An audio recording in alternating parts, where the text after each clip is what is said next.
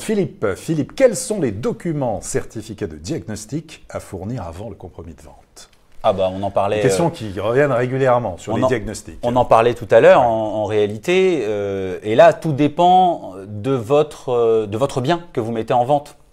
Soit vous avez une maison et donc on va regarder la date de construction pour savoir si on doit refaire la recherche d'amiante, si on doit faire la recherche de plomb, si on doit faire la recherche de l'assainissement. En revanche, il y a des diagnostics qui s'appliquent à tous les biens immobiliers, qui sont l'électricité. Et encore, j'ai envie de dire, si vous avez une électricité qui est neuve depuis moins de 15 ans, pas de souci en réalité. Sinon, il faut le faire, le diagnostic électrique qui est valable 3 ans, comme le gaz. Donc, vous avez le diagnostic de performance énergétique qui est valable 10 ans. Je crois que j'ai fait le tour. Ah, l'état des risques et pollution qui est valable 6 mois. Si vous êtes dans une zone à risque de termites. Sol, termites, c'est ça. Sol et termites aussi. Alors, il y a l'état des risques pollution et l'état des risques termites.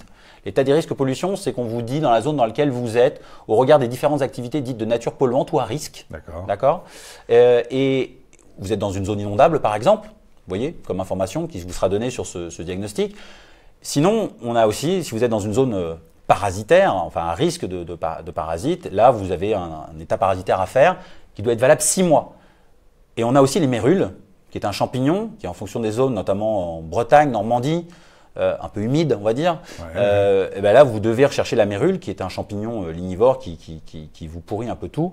Et là aussi vous devez avoir un diagnostic de moins de 6 mois.